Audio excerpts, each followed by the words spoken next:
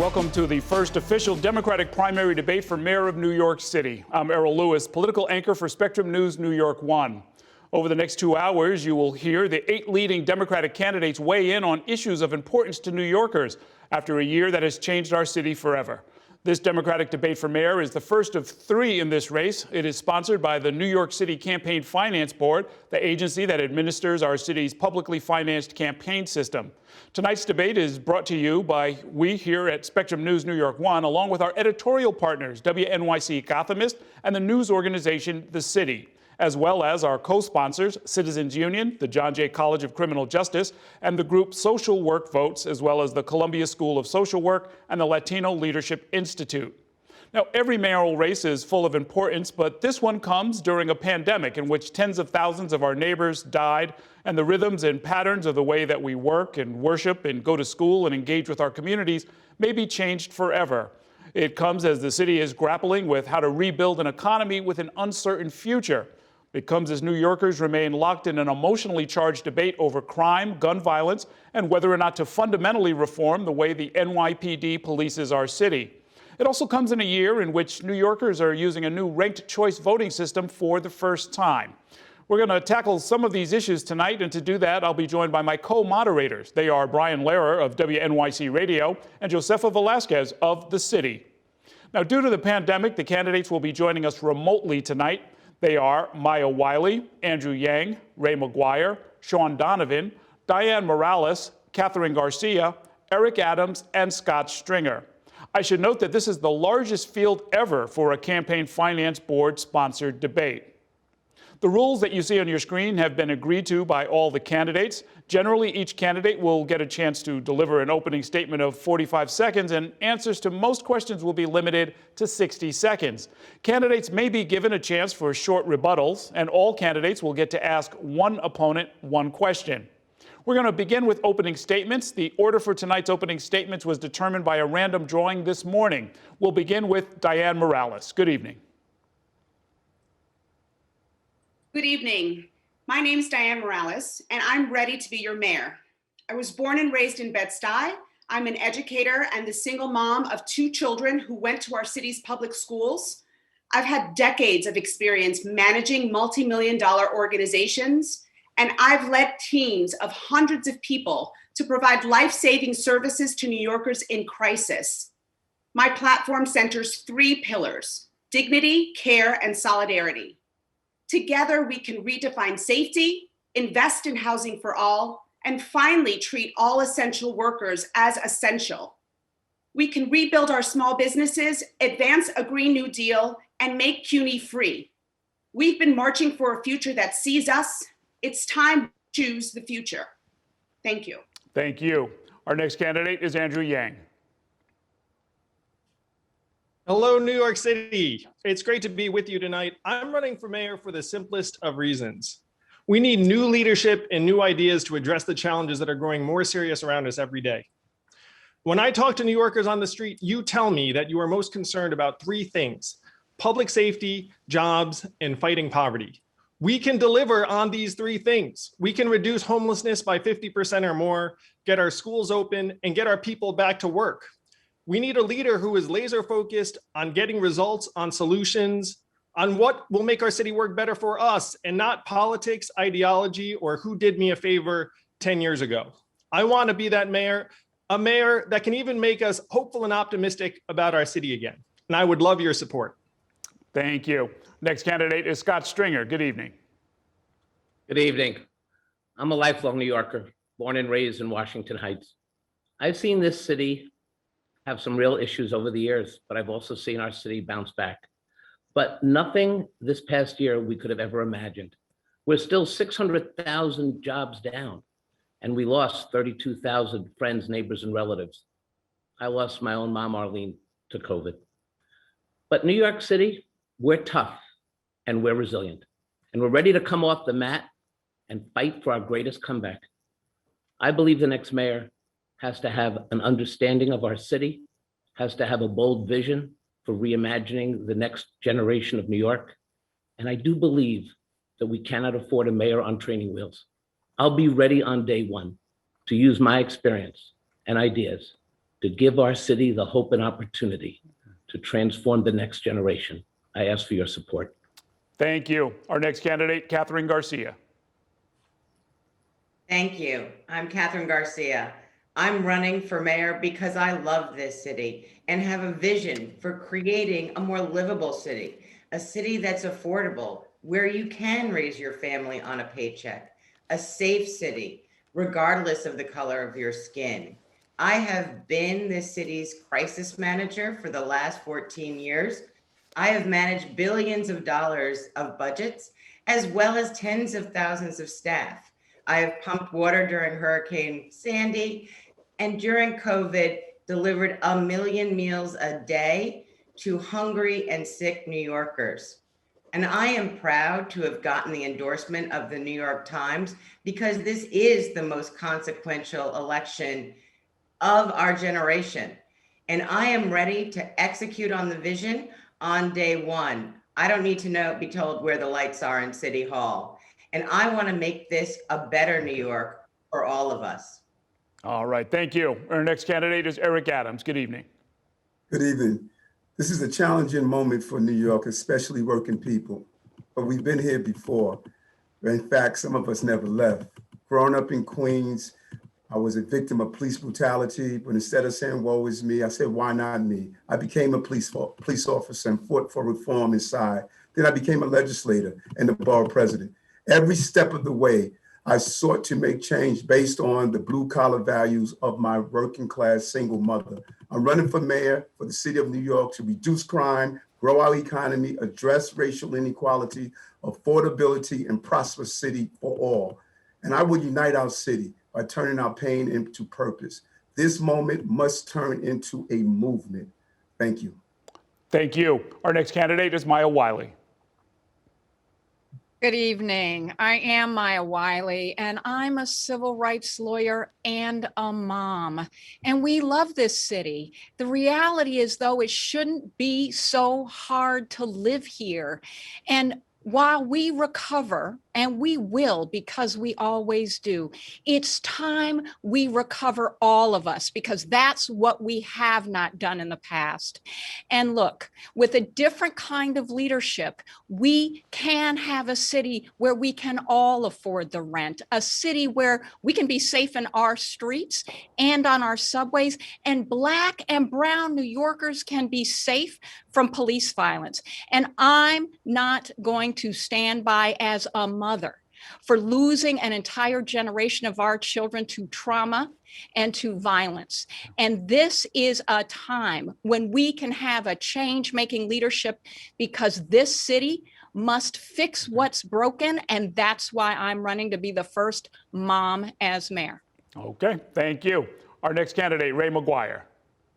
Listen, I love New York City. It's given me everything personally. It's given me everything professionally. But everywhere I go, New Yorkers tell me they want change. The status quo is failing them. New Yorkers want a mayor for the comeback who will pursue economic recovery relentlessly. New Yorkers want a mayor who will restore safety in our streets and subways and finally get our kids educated. Because I grew up with very little, raised by my single mother and grandparents, along with half a dozen foster children. I know what it means to struggle. I will bring every New Yorker along in this comeback. I broke down barriers in business. I know how to turn the city's economy around. As a political outsider, I will make decisions solely on the merits. I do not owe any political favors. Zero. Bupkis. New York needs a mayor who's a doer, not a talker. Your ballot's going to look different this year. I'm the fourth name down, Ray Mcguire, and I'm asking for your first place vote. Thank you. Thank you. Next to Sean Donovan. This is the moment to rebuild. From a health pandemic, an economic pandemic, a pandemic of inequality. This fight isn't new to me.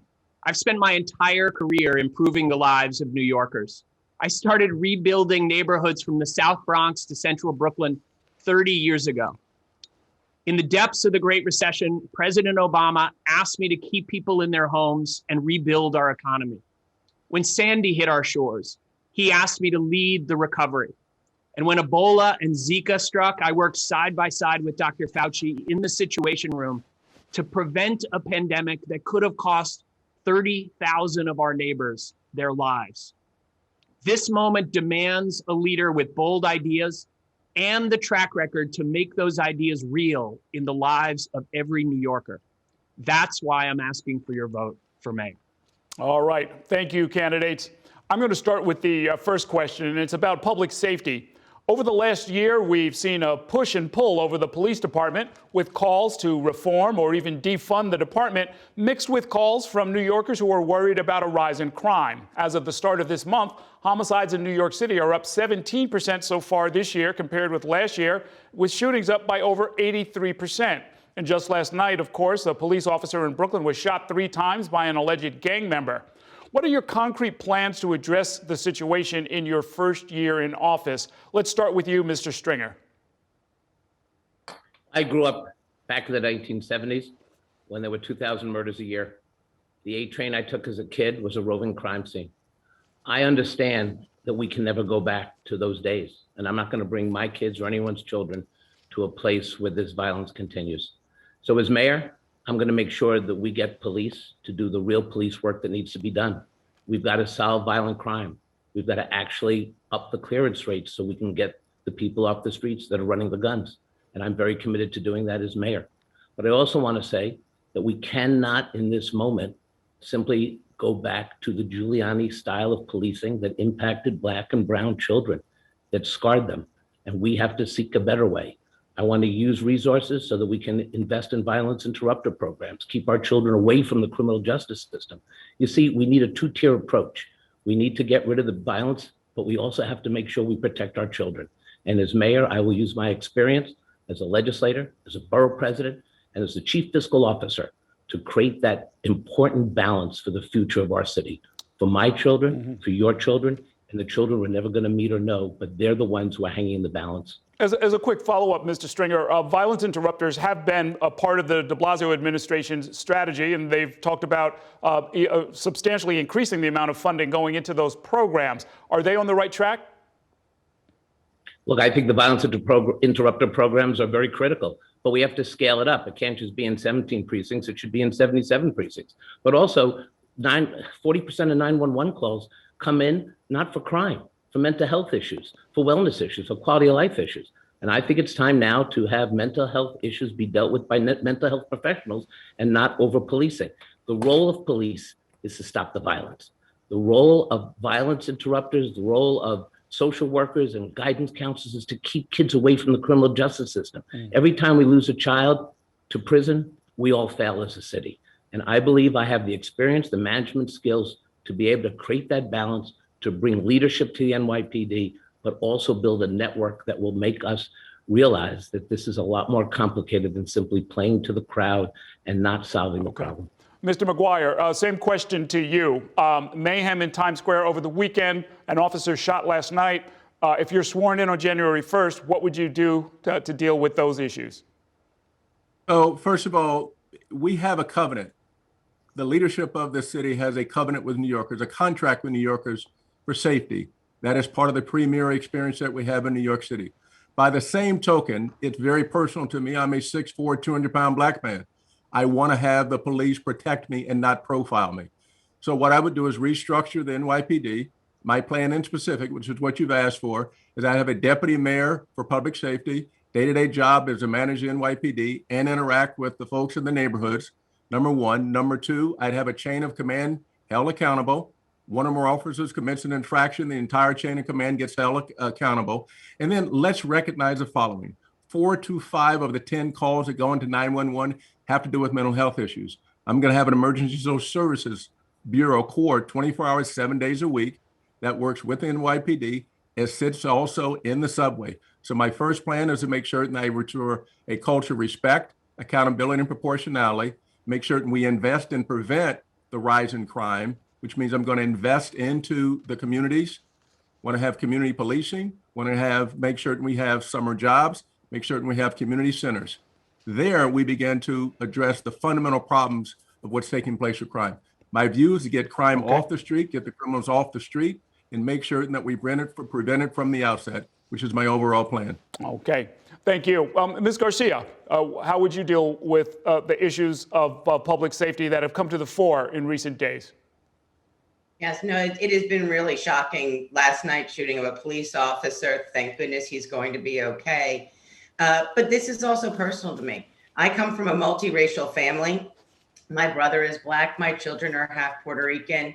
We need to make sure we are safe, but that also there is respect on our streets every single day, which is why I have a plan that includes making sure that we have the gun suppression division, which targets gun traffickers and gun violence and has been disrupting that violence over the last year. We need to do gun buybacks. I've said I would increase that. We need to work with our state and local partners, the ATF, the FBI, to stop the flow of guns into the city. Because last time I checked, we did not have a gun manufacturer in the city of New York. But we also need to instill a new culture where PD are guardians rather than warriors against their communities, where we have real neighborhood policing, and we are actually measuring the interactions with community rather than the number of arrests, because you get what you measure, and that we promote off those measurements. But we do need clear and transparent discipline to instill trust in the NYPD. Okay, thank you. Mr. Donovan. Errol, every police officer in this city needs to have two clear missions: to reduce violent crime and gun violence, and to treat every New Yorker with respect, especially in our Black and brown communities. I'm the only candidate in this race who's actually worked with leaders across the country to do exactly that, to create both safety and respect.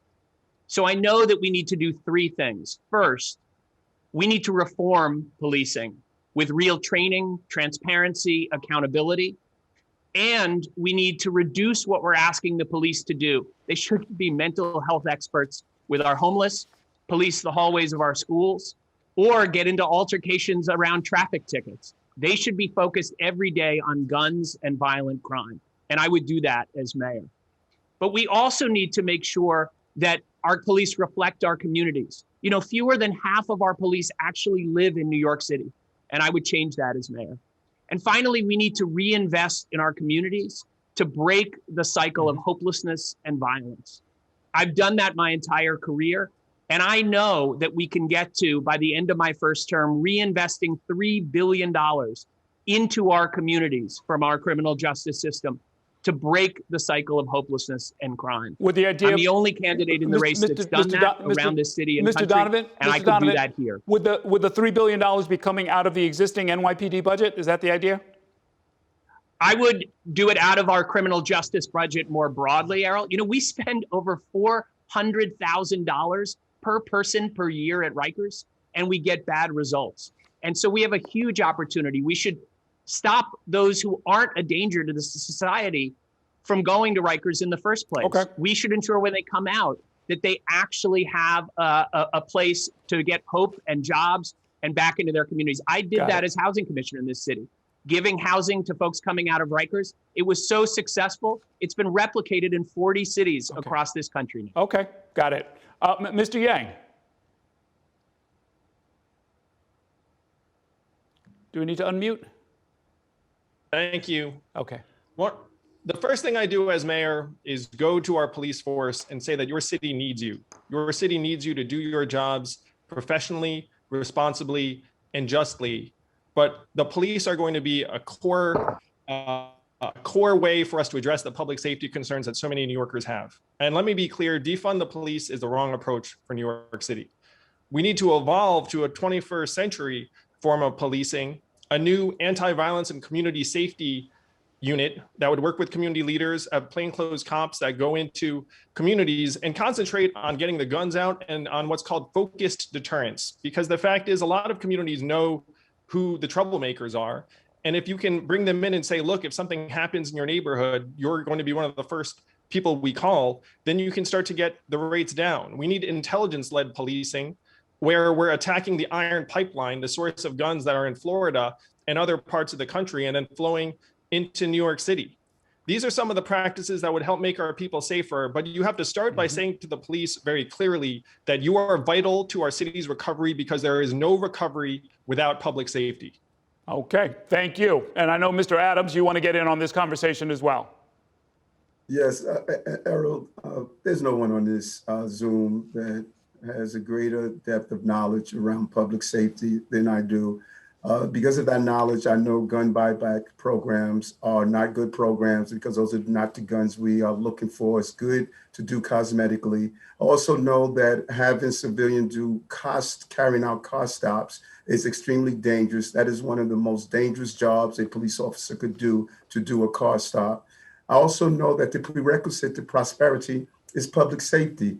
And I have been stating this for a while, and I'm happy after the Times Square shooting that the other candidates, for the most part, have joined me in dealing with this violence. We must fight violence with prevention and intervention. Prevention, those are the long-term programs that you're hearing about, and they're great, but we have to deal with intervention. We have gun violence now. And if we don't reinstitute a plainclothes unit, not an anti-crime version, but well-trained police officers to go after gang behavior, those gangs are driving the crime in the city, and stop the flow of guns to this city, we're going to lose more young people. 95% of those who are victims to gun violence are Black and brown. 95% of the shooters are Black and brown. We're talking about Black Lives Matter. We must deal with police misconduct, but we have to deal with this real pervasive handgun problem we have in this city. Let me follow up with something. You have called for the recreation of what you just described, a specialized unit to intercept guns, but as you remember, the street crimes unit had that task in the 1990s. It was disbanded after the killing of Amadou Diallo. And more recently, last summer, Commissioner Shea disbanded the anti-crime unit because he said it wasn't adding much to public safety. You left the department over a decade ago. Are you suggesting that we go back to those old strategies? Well, remember, when Diallo was shot, remember, I was heading 100 Blacks in Law Enforcement Who Care. I was on Wheeler Avenue. No one on this stage can say that but me. I know Amadou Diallo's mother, and I know the Abner Louimas who endorsed me. Here's what I am saying. The reason we're having a problem with the street crime unit back then and the anti-crime unit now is because we had the wrong officers assigned, and many of them were turning off their cameras while carrying out their actions. So let's have proper supervision. Let's make sure you have the right officers assigned that understand communication, conflict resolution, and use our skill and intel to identify those known shooters with precision policing and identify those gang members that are creating the havoc in our cities. Okay, thank you. Ms. Morales, how would you approach the problems that we've seen in recent days with the shootings and the street violence? So let me just start off by saying that I share every New Yorker's desire to live in safety. But the reality of it is that safety is not synonymous with policing. We've got the largest municipal police department in the nation. If the size and the funding associated with policing equated safety, we'd be the safest city in the country. But the reality of it is that our communities are over-policed and under-resourced. So the violence that we're addressing or that we're witnessing is actually happening on the watch of the NYPD. We actually need to recognize that police respond to crime. They don't prevent crime. We need to invest in our communities, not in people. We need to address the conditions that make people unsafe.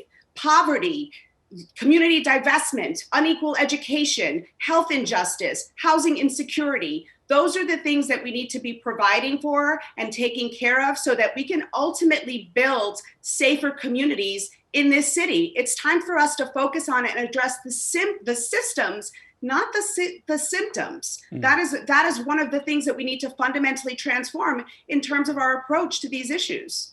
Okay, and Ms. Wiley, what would be your approach?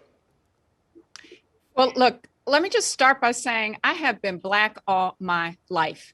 And that means I know two things. I know what it is like to fear crime, and I know what it's like to fear police violence. And we have to stop having this conversation, making it a false choice. telling folks that you have to choose one or the other. And I was in Bed-Stuy today. I went because, Errol, there's one fact you left out. And I'm just going to call it, as someone who's done civil rights work my whole life. There is a mother tonight who has lost a child in that shooting. It was tragic that that police officer got shot. I'm so grateful he's okay, but there is a child who is dead.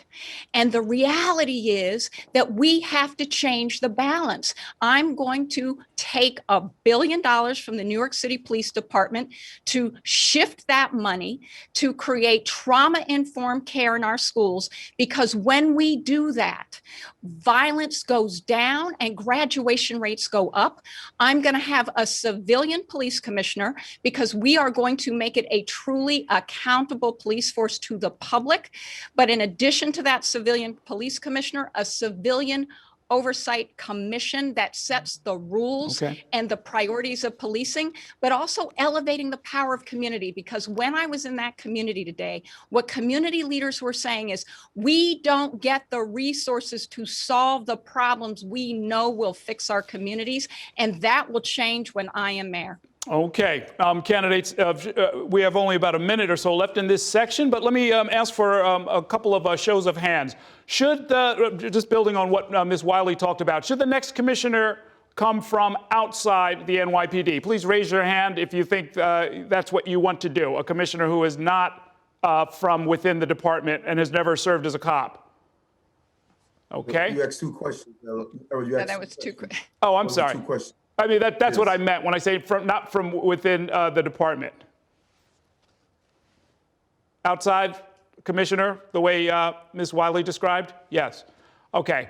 I wanted to also ask, by a show of hands, will you commit to making sure that body camera footage of police-involved shootings is automatically released to the public? Unlike many jurisdictions, New York doesn't do that. Okay, for our radio audience, that's all of the candidates agreeing to do that, to making sure police-involved shooting footage is automatically released to the public. And then I guess finally, the MTA has repeatedly asked for increased NYPD presence and patrols in the subways.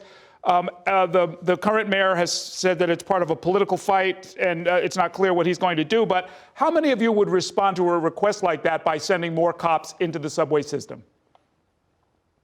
Hold up your hands for just a minute. We need mental health professionals. The ones who are not raising their hands are Scott Stringer, Maya Wiley, and Diane Morales. Now, Errol, Yes. Errol, we should have the opportunity to say what we would do, because the reality is a big part of our safety problem in the subways is a mental health and homelessness problem, where we have the tools and resources to ensure that we have the proper outreach workers helping get folks who are mentally ill or substance addictive out of the subways and into housing that has supportive services connected to it. But let me ask you. That could be happening right now. Hold on. Let me just ask you, we're completely out of time in this section, but let me just ask you briefly, Ms. Wiley. Every day, an estimated 500 calls come into the 911 system for people who are in emotional or mental distress. That's a lot of calls. That's today, tomorrow, Sunday, every day. Do we have the resources to deal with that, in your opinion? We have to create the crisis management response, but we have a tremendous number of community-based and peer counselors who are able to do this with the proper support, and we can do it much more quickly as a city. Errol, Okay. I just want to say, I just want to say one thing. Hold on, candidates. I have to do a little. Bear with me. I have to do a little time management here. I'm going to let 4 of you speak, but you have to be very, very, very, very succinct. Yes. So, Stringer, Garcia, Morales, and Mcguire, please. Mr. Stringer, go. Very quickly. This is not new. We've been cycling mental health issues in and out of the underground subways for decades. And the truth is, every time there's a call for more police, we end up not solving the problem. This is got to be the new way of looking at it. And that means investing in mental health professionals to make sure that people get supportive housing, get their medicine, get the services they need. What's going to happen? They end up going to Rikers Island, which is the largest mental health facility in the city. This cycle has got to be broken. Got it. Ms. Garcia.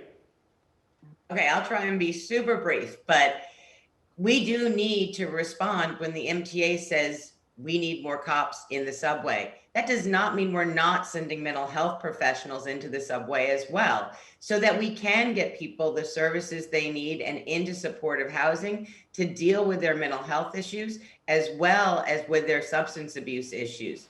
We can do both. Got it. Ms. Morales. Yes, I mean, I'm really glad to hear that so many of my colleagues in this race have come over to the other side. I've called for the creation of a community first responders department that would be staffed by people who are trained and skilled at intervention and de-escalation in these situations, mental health, homelessness, and substance abuse, and would also serve as part of a larger ecosystem of human service providers, of mental health providers, of housing providers, and of intervention specialists who could actually break the cycle. The idea is to actually meet people where they're at and give them the services and the supports that they need so that they can move out of their current situation. Got it. Mr. Mcguire, briefly. Yeah, I just want to be clear. This is included in my safety and justice plan and at rayformayor.com, where I do call for, as I responded to your earlier question, an emergency social services corps that sits within the NYPD's precincts as well as within the subway. You need to have both. It is not and or, it is both. Got it.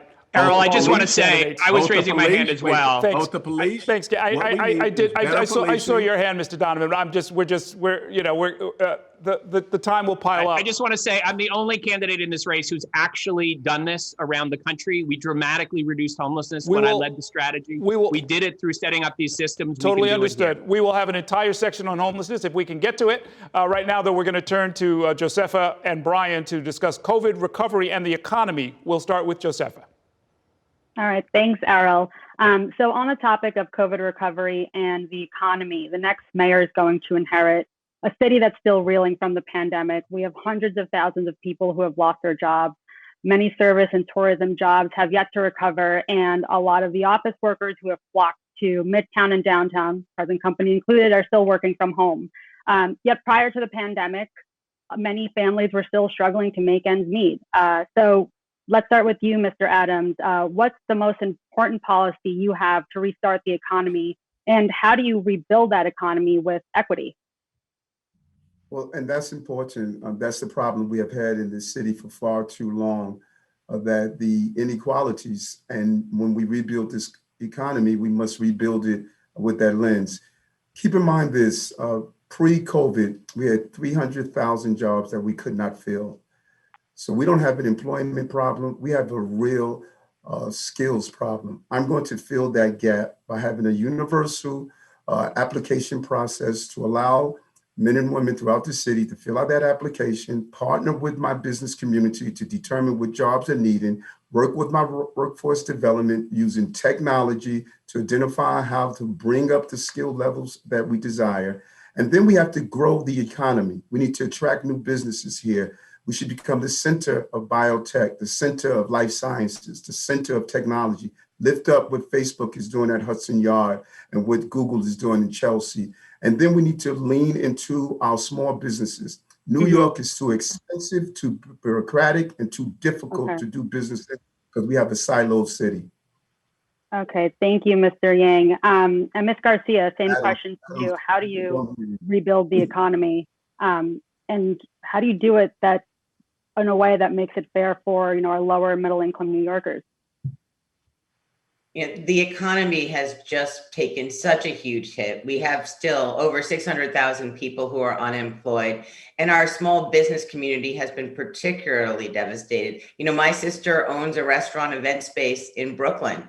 This has been a really bad year, but we will regrow this economy, and it's by focusing on our small businesses with a one city permit, so you don't have to go to 8 agencies before you sell a bowl of soup.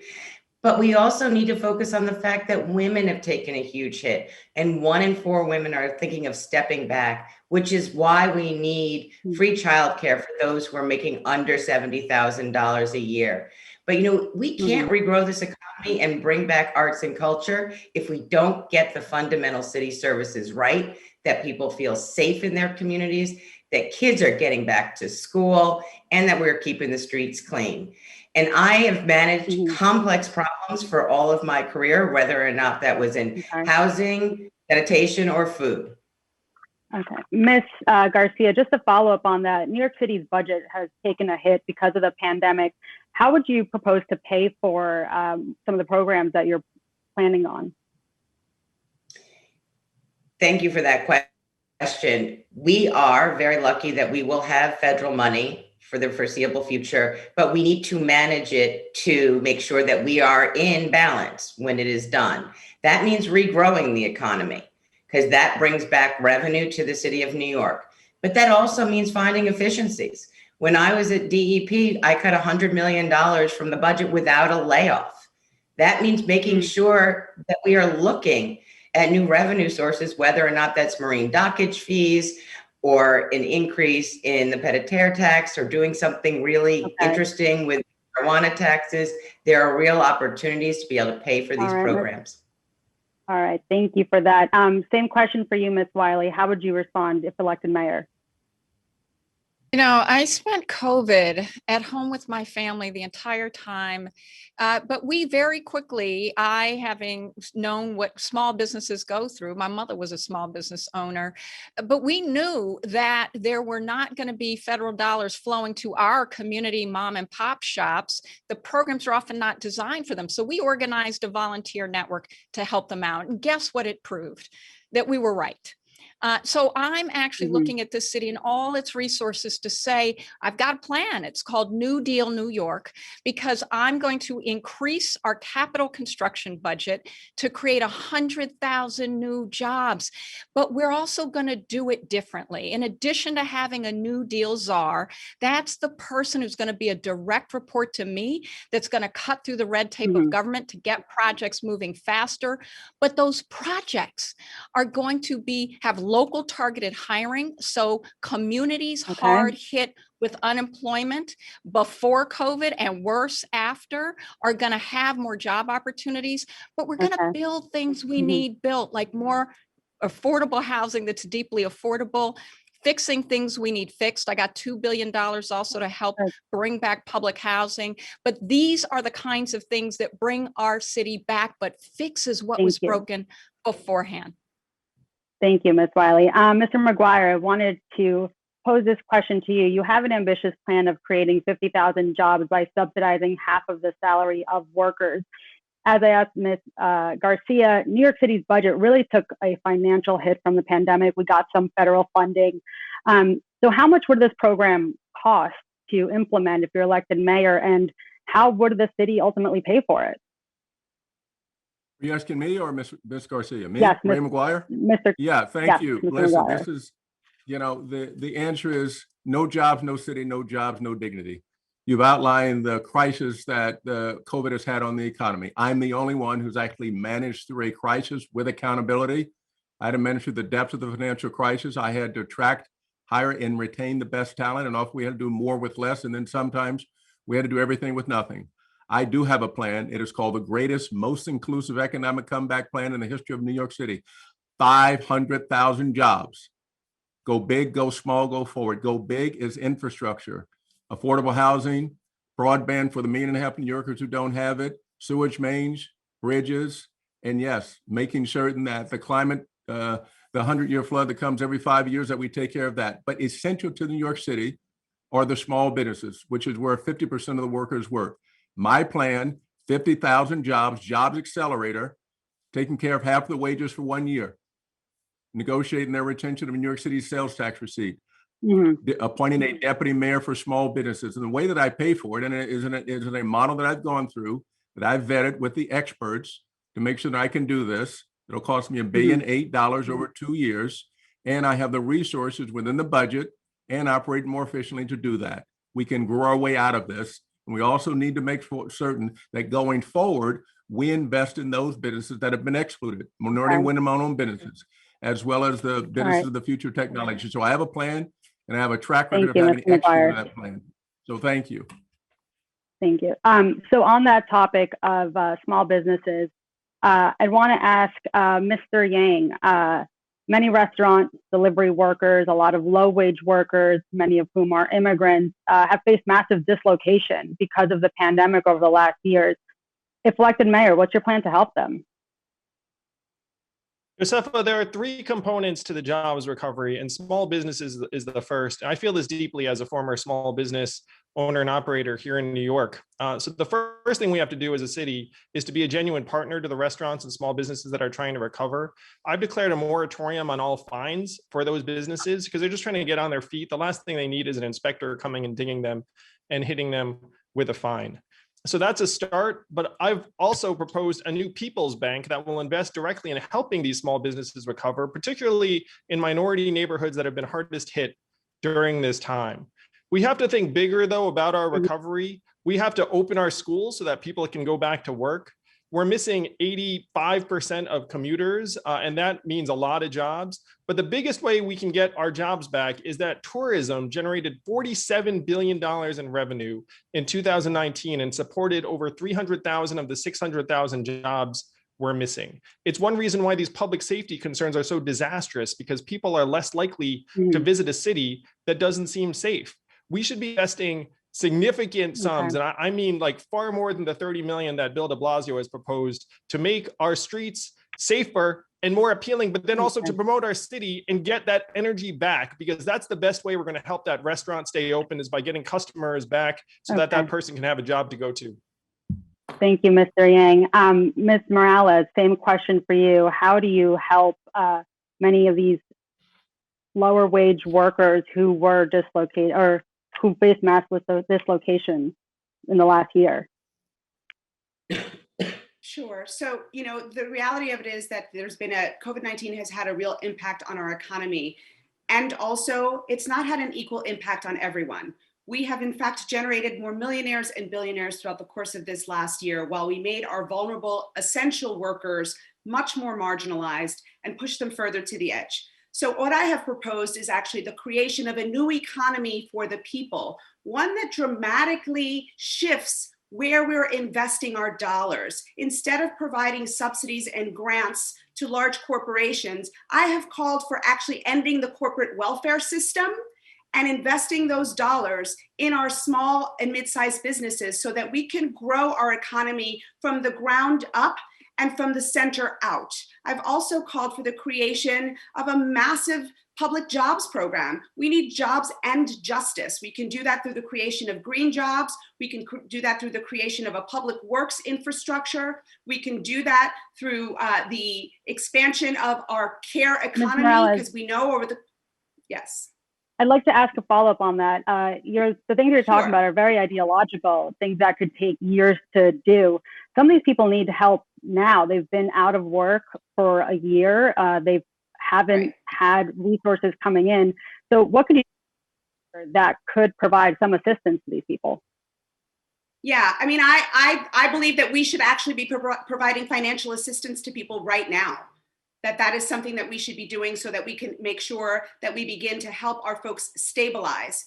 But the other thing is, we can't afford to wait in terms of creating jobs and rebuilding the city in a new and different way. The idea of this austerity economy is one that actually is going to take us back to the old ways. It's time for us to actually invest in our communities. We need to not just generate jobs, but actually do the work that we need to do to build back our city in a new and different way that actually takes care of everyone, because the old ways weren't working. So I am committed to building a new New York City, and to doing that in partnership with our most vulnerable and our most impacted, so that we are centering and prioritizing their needs first.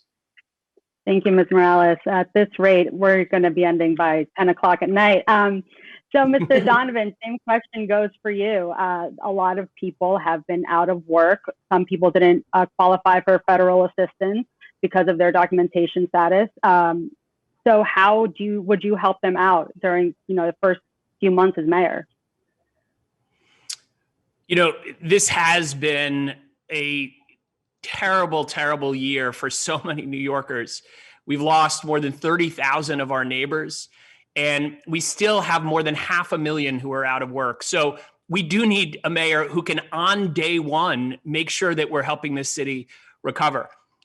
No one in this campaign has had the experience I have rebuilding after 9/11 from the Great Recession. And with all due respect, Ray, no one has that experience of really making sure we come back specifically from a crisis that you helped create in the Great Recession. I got billions of dollars to families quickly by partnering with nonprofits. I could work with President Biden and all our leadership in the administration to speed what is trillions of dollars of aid that's available right now. This is a New Deal moment. We also need to recognize that we have a mayor who's been thinks we can regulate our way to recovery. Thank you, Mr. Donovan. Look, I would just say that Mcguire, our small businesses need help now, and I would do that as mayor. We're finding them. Right. We need to Mr. set up Donovan, a system that actually we have helps a lot them of recover. topics that we need to go through, and we would hate to use the mute function on anyone. Mr. Mcguire, you had your hand raised. Just very quickly, how do you respond to what Mr. Donovan has said? I say every time we get together on one of these Zooms, Sean showed that he continued to be completely uninformed by the facts. He continued to get confused by the facts, and he knows I had zero to do with anything that happened to the mortgage crisis. What he also knows is that I was completely involved in helping to rebuild. I was there fundamentally. So he says he's the only one. I have accountability. I was held accountable, and I stayed in that position longer than anybody else in the history of the business for 13 years. I didn't say anybody black. I said anybody in the history of the business for 13 years. And you know what they call that in my neighborhood? They call that receipts. He's got blank checks. So I just want to say it's very interesting to hear men always claim that they have all the experience. And I just want to say one thing. $5,000 care grants directly into the pockets of the 100,000 neediest families. That's my plan. MayaWiley4Mayor.com. And it will include undocumented We have workers. one more candidate we need to get to. So, Mr. Stringer, you've had your hand raised patiently. We want to hear from you. Actually, I raised my hand first and keep getting passed over for that. I did have something that I wanted to keep your hand raised in that case. Okay. And Stringer, Eric, we need your Mr. stopwatch. Stringer has not gone yet. So, Mr. Stringer, go ahead. Look, I was the only person on this stage that took on Bill de Blasio's false choice during the pandemic. He said in order to balance the budget, we needed to cut summer jobs for kids and lay off 34,000 workers. I said that's a false choice. As controller, I told him he had to do agency efficiencies, get rid of the outside contracts, the bureaucracy, streamline so we wouldn't have to cut vital services. After months and months of fighting, he finally did the hard work and we were able to overcome. In addition, I used my financial management skills, city controller, to identify $2.2 billion in savings when we refinanced with OMB. This isn't shoulda, woulda, coulda. This was actually real work in the midst of the pandemic. And my revitalization plan is very specific. $1 billion in stimulus money will go to small businesses. I'll make sure that we adapt to the green economy where we can create 100,000 jobs. I'll also make sure that we'll partner with CUNY for a real workforce development program, because we're going to have to retrain a generation of New Yorkers with retrofitting and all the jobs that are coming our way. That's going to be bigger than the Industrial Revolution. We don't even need two-year degrees. Micro-credentialing will get people into the workforce. All right. My work Thank you, as Mr. Stringer. Chief Fiscal Officer We will obviously make want a to keep difference. on this topic. It's something that we all have a lot of thoughts about, but I want to kick it over to Brian Lehrer, who's going to continue this conversation. Brian. Thanks, Josefa, and hello, candidates and viewers and listeners. As you all know, I think, about small businesses, the Brooklyn Chamber of Commerce estimates that in that one borough alone, 20% of the small businesses have closed for good since the start of the pandemic. Based on one stat I saw, that would be more than 10,000 businesses gone just in Brooklyn. And on my show, we've had several call-ins for listeners just to do obituaries for small businesses in the neighborhoods that they live in, that they have loved and are now gone. And the lines were full every time. Here's my question, and I want to go around for short answers on this. Small businesses in the city are always complaining about the regulatory burden that the city imposes. Some of you have referenced that already.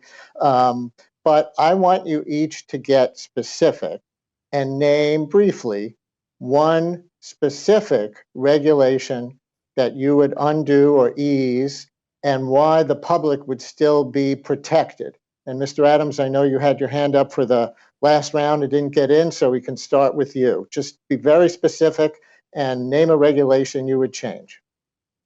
I thank you so much. And first of all, the recovery is going to be specifically due to public safety and inequalities. But the specific, we could take down the rules around signage in front of buildings and businesses. It is a ridiculous rule that should be removed, and we can give a 30-day plan for non-dangerous infractions, 2 weeks for those infractions that should be changed in 24 to 48 hours. Thank you very much. Signage. Ms. Wiley?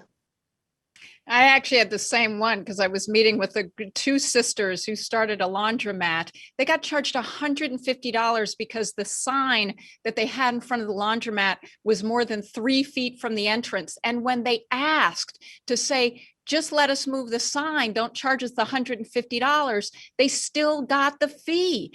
I've got a plan to give $30 million in grants to small businesses to clear back debt, but also a fee and fine holiday for at least a year and untangle the red tape that's strangling our small businesses. Ms. Garcia, signage or something else? I'm not going to go with signage. I agree with signage, but I actually think a more fundamental challenge, particularly for restaurants, is the surprise inspections of the health inspector. We do need to make sure we are inspecting restaurants, but they can schedule the appointment so they are staffed to be able to manage it moving forward, rather than losing a whole night's worth of receipts. They wouldn't hide stuff and clean up for the inspector with the appointments? They would not be hiding stuff and from the appointments. And you're talking about how many people who've ever gotten sick in a restaurant in New York City. It's really doesn't happen. But we know this is the hardest thing on restaurants and the thing that makes it really difficult for them to stay open, because you lose a whole night of work. Ms. Morales, you got one? I do, actually. I learned recently that our Arab American business owners are not included under the MWBE in New York City. And so under my newly expanded support for small businesses, and in particular my focus on MWBEs with a focus on the M, I would actually bring the Arab American community under the umbrella and allow them to access that kind of support.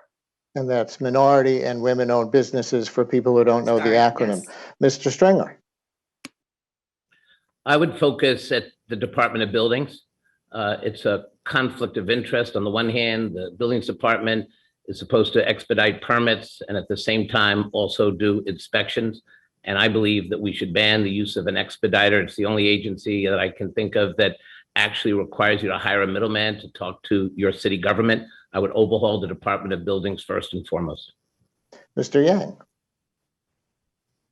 I would cap delivery fees and make sure that every restaurant actually has access to its customers' data, because they're your customers and it'll give you a much better chance to survive. The main issue facing small business owners right now is back rent. What we need to do is get in there and help them negotiate settlements so they have a light at the end of the tunnel and can actually afford to reopen. Mr. Mcguire. You know, today we are doing everything we can to disincentivize restaurants and small businesses.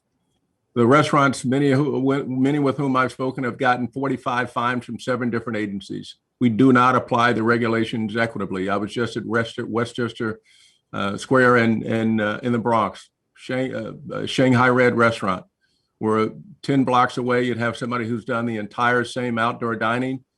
Shanghai is shut down, and 10 blocks away there's another restaurant that's got the same kind of outdoor dining. It's up and running. So I would look at both the Department of Health and the Department of Buildings and make sure that the laws are applied equitably. And in so doing, I would appoint a deputy mayor for small businesses, a red tape commission, and a shot clock to cut through the bureaucracy, make sure that we hold ourselves accountable in the agencies, and make sure that we did whatever we could to invite small businesses, including and especially those restaurants, make it easier for them to do business and cut through the expediters. So that's the big picture. Do you have one particular regulation or piece of over-regulation? I would say the regulation having to do with building outdoor restaurants and how quickly that gets executed, and the fines that apply immediately after the restaurants have been, the outdoor dining has been set up. And many of these restaurants come in, they get $35,000 fines or $25,000 fines. So I Okay. would make sure that the Thank you so regulations are much. And applied more Mr. equitably. Donovan. Thanks, Brian. You know, when the pandemic was just starting, I was hearing from so many restaurants across this city that were having to shut down, but at the same time, a desperate need for emergency meals. So I raised over $1 million, started a program called Common Table that got restaurants cooking hot, fresh emergency meals. We developed an app that delivered those meals directly to people's doors. And just last week, I was up in the South Bronx visiting some of those restaurants.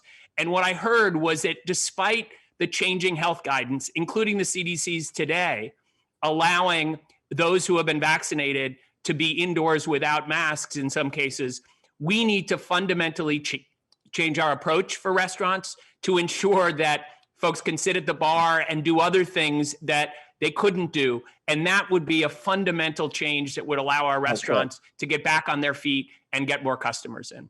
Couple of follow-ups for a few of you in the remaining time in this round. Mr. Yang and I believe Ms. Wiley, you both said that you would suspend fines, all fines, for a period of time. If you do that, how do you enforce that regulations that protect the public are actually being enforced and followed? Mr. Yang, briefly.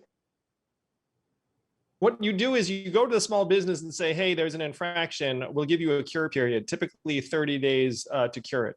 And then if they haven't cured it in 30 days, then you can start looking at other ways to impose penalties. But the vast majority of businesses, if they know that there's an issue, they will resolve it. What I've heard right now is horror stories where you get fined $1,000 that you can't afford. You don't show up to the hearing. They double the fine. It's wrong. It's wrong for small Ms. business Wiley, owners who are just let me trying to get get you their in feet on that. 30 seconds. Yeah, look, that's exactly, Andrew's right. So in the example that I gave, the laundromat said all they had to do was move the sign, and they just didn't let them move the sign. They still fine them when these are small businesses. Remember, small businesses are 50% of our jobs in this city.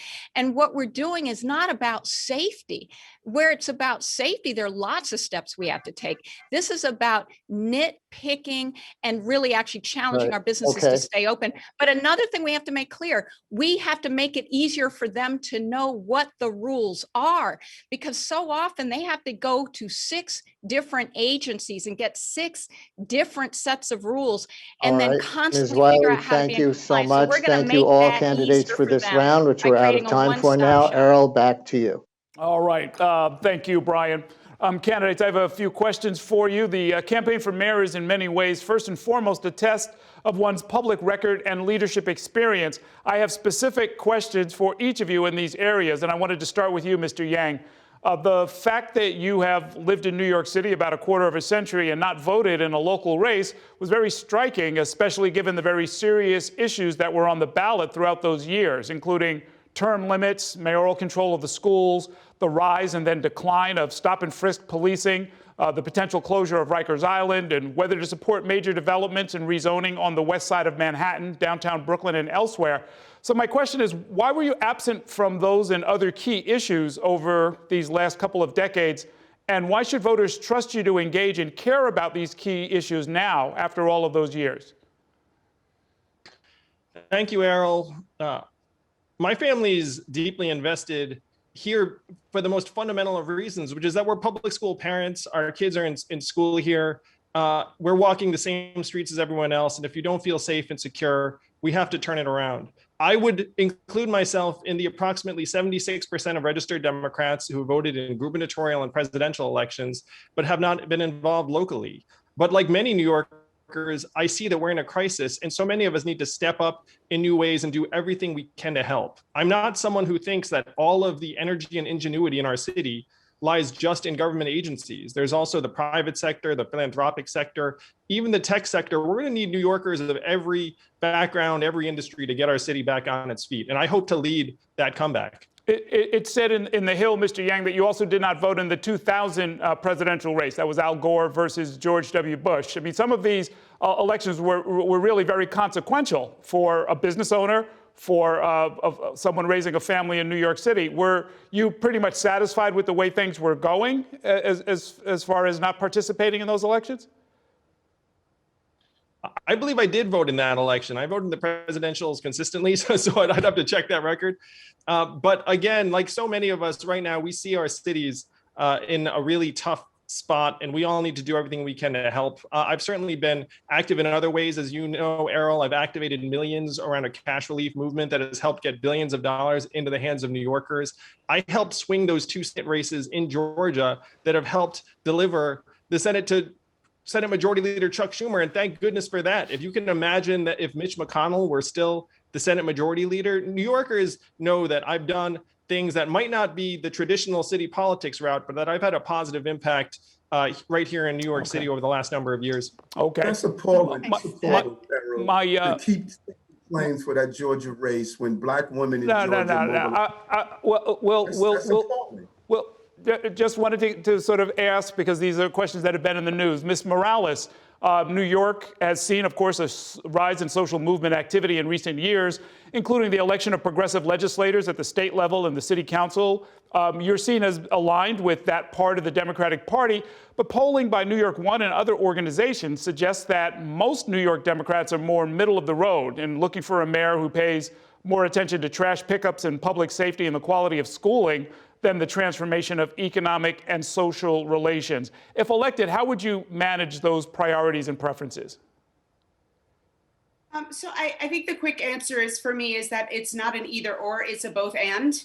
I think it is possible to make sure that the trash is being collected and that the trains are running on time at the same time that we make sure that Black Lives Matter and that our Black and brown communities are getting the access to the ability to live in dignity, care, and solidarity that they've never really fully had access to here in the city. I don't think this is a moment in time where we actually get to continue to tinker and just focus on operational things. We actually need to transform and deal with the deeply rooted structural and systemic issues that resulted in this moment in time that we're living in, and the multiple crises that have compounded to really disproportionately impact the people who we hailed as essential workers at 7 p.m. all last summer. How well did Mayor de Blasio manage the kind of choices that you and I are talking about? Was he enough of a political leader as far as movement politics, or was there too much or too little focus on providing city services? How do you think he managed it? I think, unfortunately, that our current mayor fell a little bit short of the execution. I think he came in on a wave of really strong vision for that New Yorkers overwhelmingly bought into and were excited about. But it's not enough to actually be able to articulate a compelling vision. You actually have to be able to have the management skills and executive skills to execute on that and implement from beginning to end. And I think we failed on that. Okay, thanks very much. Eric Adams, I see you wanted to jump in this conversation. Well, I just think I heard Andrew say several times of the vote that was delivered in Georgia.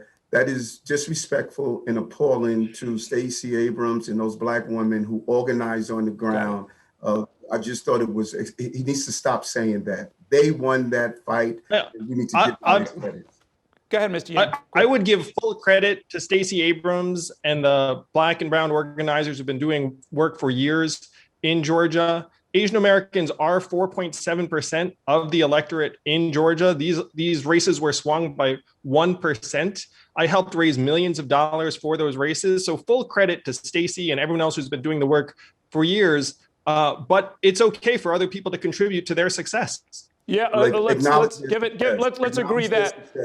A lot of Black women have been there. Mr. Adams, given how close the race was, let's agree that anybody who sent $1 or spent time making even one phone call helped contribute to the outcome there. Let me ask you this, Mr. Adams. You've been endorsed by the New York Post, which has a conservative editorial board. At one time, you were registered as a Republican, and you have promised to cut the size of city government. What do you say to Democratic primary voters who would be skeptical that those past and current affiliations mean that you're too conservative for New York? Well, let's deal with each of the three pieces. Number one, many people are not aware, but President Obama was also endorsed by the Post, and he was one of the greatest presidents we've ever had. The Post clearly acknowledged in their endorsement that we disagree with Eric on many things. You can look at some of the editorial board responses, some of the articles by the columnists. They know that this time I bring the skills that are needed to bring our city forward. And second, I'm a Democrat.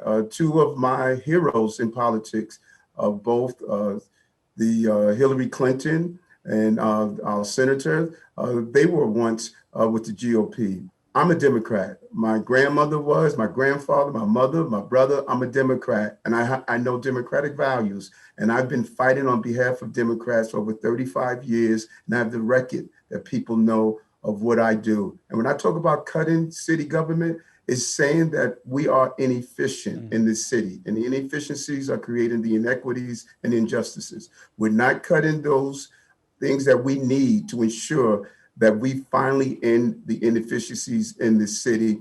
Our budget increased by $20 billion over the last 8 years, and those inefficiencies continue even post-COVID as well as pre-COVID. Got it. But Eric, you were a self-described conservative Republican when Rudy Giuliani was mayor, and you actually said that Rudy Giuliani, the father of stop and frisk, who terrorized black people, hold on. literally Ms. Wiley, David Dinkins. Ms. Wiley. Better than David Dinkins. Ms. Wiley, let him finish. Go ahead. Actually, Mr. Adams, you can answer briefly. Maya, let's be accurate. We all have our own opinions, but we don't have our own facts. There's no. Oh, Eric, this is a newspaper articles. This is facts. If you believe newspaper articles, then you should believe what they said. It was a quote. You were self-described as a conservative Republican. I think I'm happy to post. I'm happy to share the candidates.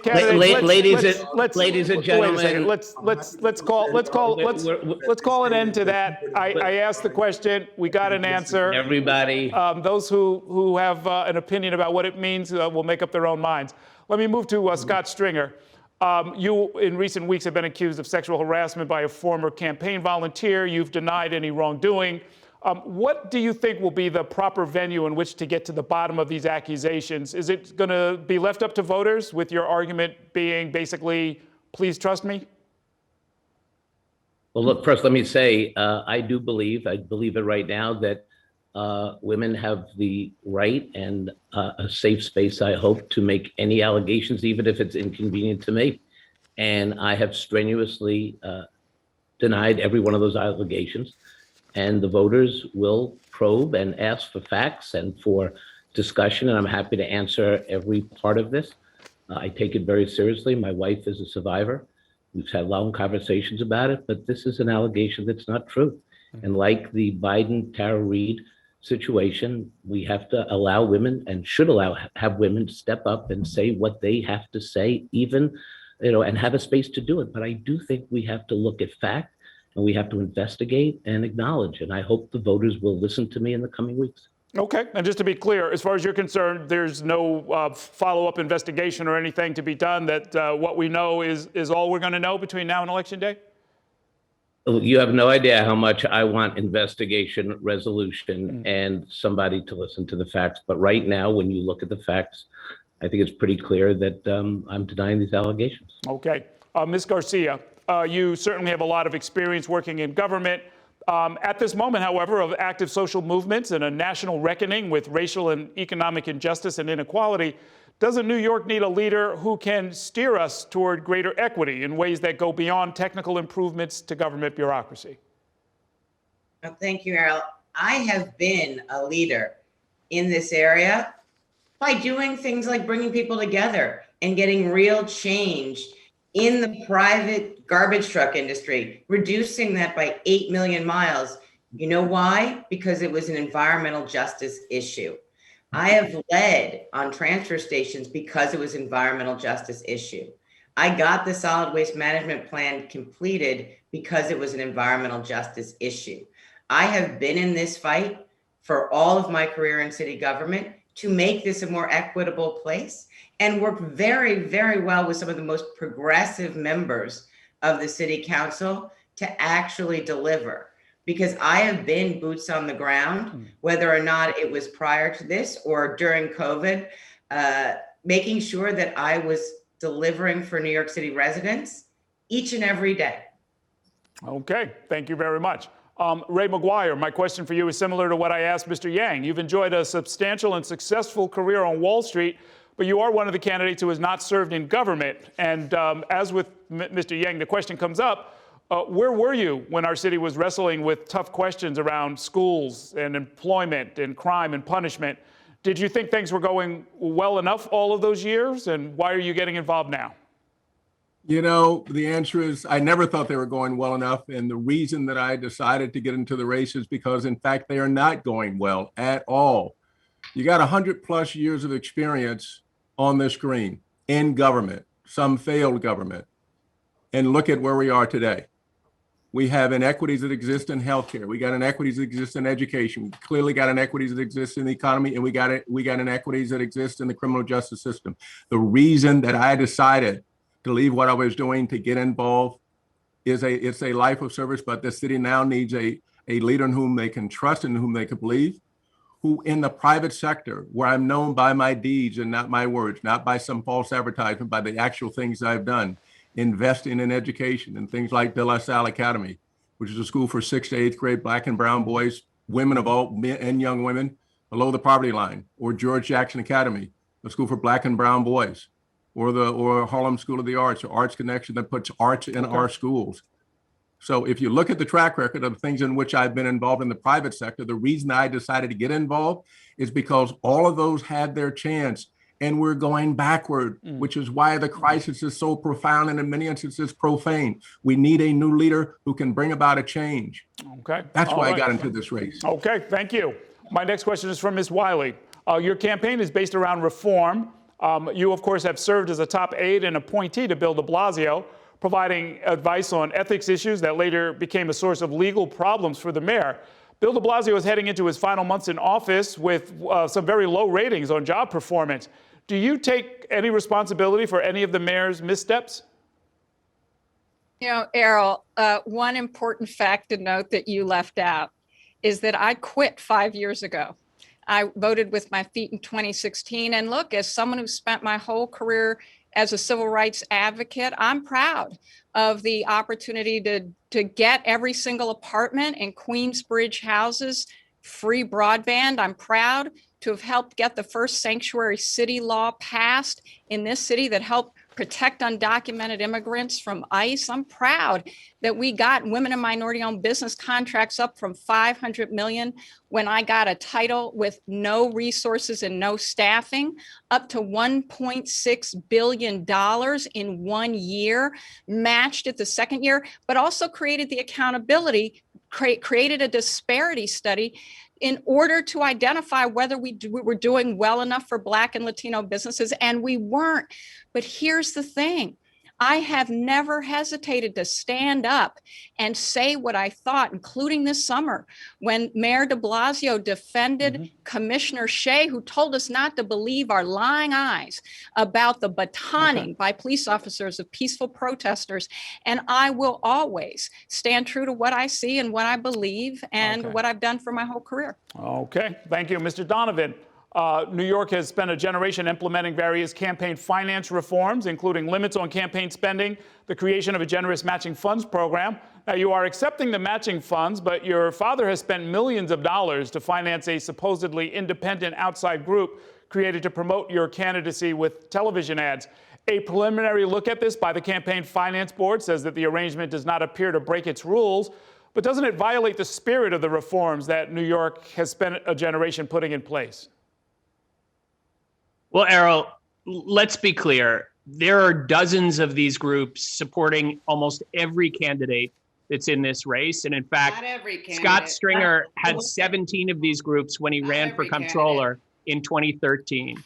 Don't get me involved in your daddy's problems. Nope. I want to be clear. Let him finish. Let him finish. Let him finish. Let him finish. I'm not getting involved in that. Let him finish. Look, let's be clear that when I have conversations with New Yorkers, they are focused on the issues in their daily lives. This is a moment of crisis, and this is not the issue that I am hearing about or that folks are focused on. Well, they're not worried about PACs, they're worried about plans, and they're worried about making sure that we have a mayor who is not a rookie at this point, that is not a part of the failed status quo, but that can actually bring us forward and recover from what is the worst crisis we've seen in this city in a generation. That is what I'm focused on. Those are the issues that I'm hearing about every day. I've dedicated my life to public service, and this is a moment we need a public servant, not a politician, someone who has deep experience to be able to lead. My name was called. Candidates, My name was called. We promised you all a short break. We're going to do that in a minute, but first let's go to Brian Lehrer for a short lightning round. Thanks, Errol, and very short on the way into this break, just 3 questions. There'll be yes or no questions, a show of hands, and I'll translate for the radio audience. Okay, first question. Should all future New York City police officers be required to live in New York City? Who says yes? Raise your hand. So that is everybody. That was easy. Next one. Well, a listener to my show submits this question that goes well in a lightning round. Once COVID vaccines are approved for regular use, no longer just emergency use, depending on the age group, do you favor requiring students in those age groups to be vaccinated, as many colleges are doing right now? Who would require the students to be vaccinated? Garcia, Stringer, Donovan, Yang. The rest are no's on that. And for those of you who raised your hand, yes, would you also require staff to be vaccinated? Any of you? None of you would require teachers to be vaccinated or other staff. And final one, will you commit to making the composting program citywide? Raise your hand if the answer is yes for a commitment on that. Do I see everybody except Mr. Yang? So there you go, and that's that lightning round. I love Errol, composting. I wanted to roll it out in parts of the city first. That's all. I love composting. Just not enough, I guess. There's not citywide. Like you have to roll it out in certain parts where you have the resources, and it makes more sense. Back to you. Thank you, Brian. Thank you, candidates. We're going to take a very short break here. We'll be right back with our cross-examination round. That's when each candidate will get a chance to directly ask one question of one opponent. We'll be back in exactly 2 minutes with the primary debate for mayor of New York City. Stay with us.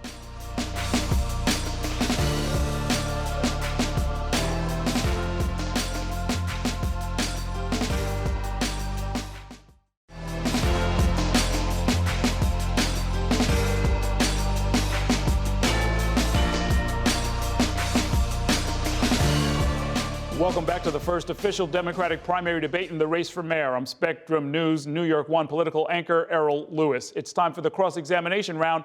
That's when each candidate will get a chance to ask one question of one rival. Our order was selected at random. We begin with Diane Morales. You may ask a question. Great. So I'd like to ask a question of Eric, actually.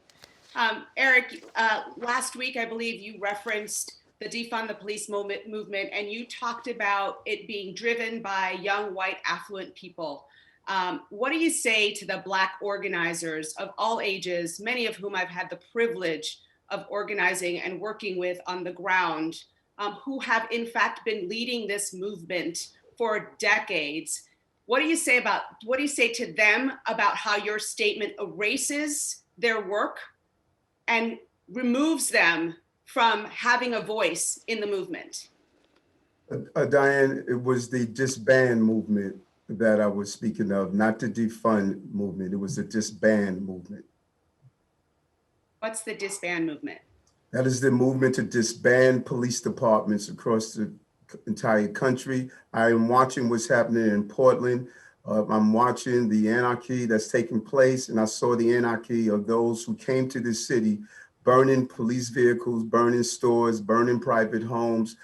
Those anarchists that are coming in various cities across America, trying to disband police department. Policing has a role in the ecosystem of public safety. We need to define what that role is. It's the disband movement. Okay, thank you for that answer. Thank you for clarifying. Next question is from Andrew Yang. You may ask a question. Thanks, Errol. Diane, this is a question for you. I've heard you say positive things about cash relief and universal basic income. Los Angeles, Chicago, Newark are all rolling out versions. As you all know, I've championed a major cash relief effort to help alleviate poverty here in New York City. Do you agree that cash relief is a vital part of trying to help people here in New York? Yes, I think providing immediate crash relief, which is actually something I called for at the beginning of the pandemic, so that we could keep people home safely and get the pandemic under control and not have people feel like they had to put their lives at risk. I think that's a critical piece, but I want to be sure and clear actually that it is not a long-term solution, nor is it the ultimate answer to the deeply rooted systemic and structural issues that result in the inequities in terms of how the multiple pandemics that existed before COVID impact Black and Brown communities, immigrant communities, the low income and the working class folks, or whether we're talking about access to housing or access to quality education or access to jobs that enable them to live in dignity and provide for their families. Okay, thank you very much. Next question comes from Scott Stringer. Well, let's see. Andrew Yang. We had a municipal corruption scandal at City Hall where lobbyists and consultants got unfettered access to the inner workings of our government. They were protected by something known as agents of the city, where they sort of got a hall pass. You have some lobbyists and consultants working your campaign. Will you join me in making sure that we don't give access to the power brokers in an administration, no matter who becomes mayor? I couldn't agree more, Scott. We need a mayor who's not beholden to special interests, will just make decisions based upon what's best for the people and families of the city. And everyone watching this knows that I have my own vision, my own plans, my own agenda. When I ran for president, no one was talking about cash relief or universal basic income. It was considered marginal. And now a majority of Americans are for it. And we were living versions of it in the $1,200 check, the $600 check, the $1,400 check. And now this child poverty tax credit that's going to be a game changer. So Scott, I could not agree with you more. We need to make sure that the government is actually for the people and free of special interest obligations. Thank you. Next question comes from Catherine Garcia. Thank you. And I want to raise a topic that hasn't come up yet this evening, which is the LGBTQ community. And Diane Morales, this question is for you. I know you've done so much work in this area. What do you think the highest priority needs to be for the next mayor?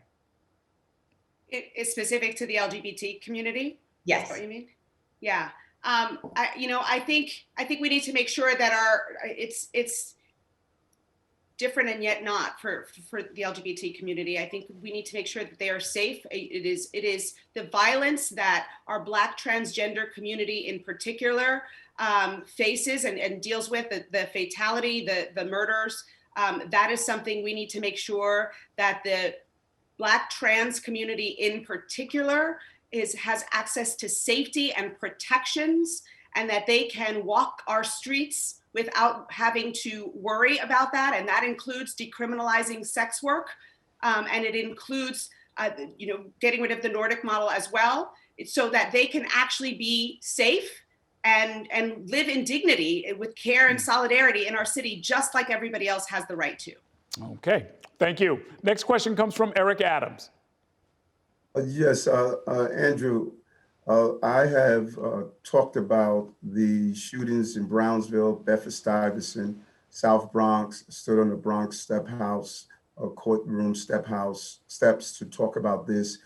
And you did not, of my knowledge, respond to any of these shootings. There was no real conversation about the large number of Black and Brown people who were the victims of gun violence. 95% of the victims are Black and Brown. But there was a shooting blocks from your home, and you immediately held a press conference. Do you feel you should apologize to those Black and Brown families that witnessed shootings in their communities and there was nothing that came from you? As a parent and a New Yorker, it's painful when you see the tragedies unfolding in so many of our communities. And you're totally right, Eric, that Black and Brown communities have borne the brunt of this surge in gun violence. Their parents will never see their kids again. It's heartbreaking. It's wrong. I'm with you that we have to do everything we can to help. And you and I are aligned on some of the things that we have to do to try and make our streets and communities safer. We have to work with the leaders in those communities, but we do need an anti-violence and community safety unit of plainclothes cops to go in work with community leaders and try and get the guns out and the rates of violence down. We need focused deterrence so we can target the folks who are actually perpetrating this violence before it happens, because people in communities know who's scary, who's tough, who might actually wind up in a violent situation a little while later. We have to be there before the fact, so families aren't mourning in the way that unfortunately far too many have. Okay. Next question comes from Wiley. Well, let me just quickly say I'm proud to have an ethics plan to protect from the lobbyist revolving doors and to disclose everything that the public needs to know to trust government. But my question is to Eric Adams. Eric, 685,000 people, 85% Black, 88% innocent. That's what stop and frisk was at its height, that my former organization, the ACLU, proclaimed a racist practice and won a court case on. And just a year ago, you called it a great tool and have said that you used it. And I just want to know, because as a civil rights lawyer, all I can say is there was nothing okay about it. And it certainly was nothing more than lazy policing, certainly kept people's constitutional rights violated. How can New Yorkers trust you to protect us and to keep us safe from police misconduct? You know, thank you so much, Maya. And every time you raise that question, it really just shows your failure of understanding law enforcement. So let me give you well, having chaired the New York City Civilian Complaint Review Board, I certainly understand misconduct. And yes, you chaired it, and we both know that how much it was a failure under you. But getting Daniel Pantaleo. Let him finish. Let him finish, please. Let him answer. I told everyone at the beginning of the race, once candidates start getting desperate, it's going to get really nasty, you know? So Maya, let me share this with you. Let me give you some facts. I was the leading voice against the abuse of stop and frisk. Everyone knows that. I was the leading voice. I testified in federal court. The federal judge used my testimony to make her decision. If you do a Google search, you will find from the mid-90s throughout my entire career, I talked about the abuse of stop and frisk. I partnered with Hakeem Jeffries, who's now the congressman, and introduced a bill in Albany that talked about, number one, the illegal use of quotas, and number two, keeping a database from stop and frisk. When you use stop and frisk. Database. Okay. A database. When you use stop and frisk, if someone is hiding in an alleyway, 4 o'clock in the morning, and the police officers stop him, question him on what he's doing there, that is a legal stop. That is how you're supposed to use it. You and I both know that the reason that 88% of people were innocent who were stopped and frisked is because it wasn't actually about anybody who was doing anything wrong in the first place. In fact, the biggest excuse was about the way people looked. I've seen the cases, I've watched them. That's why we got down. Let him respond, and then we're going to move on. Maya, did you speak up on this issue at all? Is there any place I could look at? Maya, yes, actually, because I've spent my whole life as a racial justice advocate, that's not what I'm talking including, about. including creating a criminal justice initiative in post-apartheid South Africa. I think we have aired this issue. We got a question, we got an answer, we got an exchange. Thank you. The next question comes from Ray Mcguire. Yeah, I want to direct it to Andrew Yang. Andre, you have talked about technology being part of your platform going forward. At Venture for America, your mission was to help participants succeed in the tech sector. But you said the following: the program might simply not be the best fit for Black applicants. How can New Yorkers trust you with creating and managing a budget that will equitably benefit every single neighborhood in every single borough if your program was not fit for Black applicants? Thanks, Ray. We have to do more for the communities that are getting hurt the most right now. And my administration would reflect the incredible diversity of our city. I'm so proud of the work that Venture for America did. We were honored not once, but twice by the Obama administration. And the fact is, we were taking young people who are aspiring entrepreneurs and putting them often in really difficult environments where there was a lot of failure, a lot of adversity, to some degree, like a degree of racism, because we know that unfortunately there's a lot of inequity in the tech sector and in entrepreneurship. And so we actually ended up becoming one of the major pipelines for Black and brown and minority graduates and women. And we ended up helping ease some of the inequities in the tech and entrepreneurship space. But I completely agree with you that we have to do much, much more to try and balance it out, because if you look at the tech sector right now, it does not represent New York City very well. It doesn't represent our people, or really the people of any environment, because we all know what these tech companies look like. Do you regret saying that?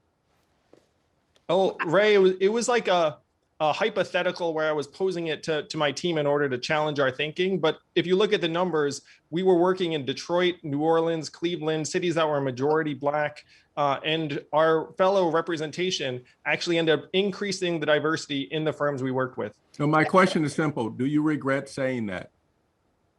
I actually don't even remember saying that, but I like, if you say that, it's documented somewhere, I didn't want to come and say, hey, I didn't say that. But I genuinely don't remember making that statement. Okay. Andrew, the New York Times article was 80% white. Let's leave it at that. Let's leave it at that. Sean Donovan has a question to ask. Well, first of all, let me just say, as a member of the Obama administration, I'm offended to hear Andrew hide behind that Communities for Change award. It was about promise and not results. And I think so often we've seen promises from him, but not results. Well, this is Sean, not time. This is not time for a rookie as mayor. This is the most consequential election of our lifetimes. This is not time for a rookie as mayor. But I want to ask my question to Eric Adams. And Eric, we've talked a lot about gun violence and the terrible destruction it's having in our city, particularly in Black and brown communities. And I do want to say, you have said that you would carry a gun as mayor repeatedly. And, I've heard you say you would ask the police whether they thought there was a threat. But isn't this a question to ask the voters of New York? Leadership matters. And the mayor of New York is one of the most important positions in this country. And as a New Yorker, but also as a parent, I'm deeply concerned about the idea of a mayor who carries a gun at a time where gun violence is spiking and we're losing so many people in New York. So I really do want to hear you answer, not from the police side, but as mayor, how can you justify carrying a gun? Well, Sean, thank you for that. And I believe you asked that question the other day and I answered it, but I will answer it again for you now. As a retired member of the New York City Police Department, I'm authorized to carry a gun 24 hours a day. And while I was retired, I never carried my gun. But while I was off duty, I have taken police actions many times to save the lives of people who are victims of serious crimes. And as I stated to you the other day when we spoke about this, I would carry it if the threat assessment unit in the police department stated, Eric, there's a credible threat to you. I'm also going to reduce the size of the mayor's detail. I think it is hypocritical to state that the city is safe, but we're walking around with 5 and 6 members of your detail. We could cut that down to 2 and put those officers to protect the public.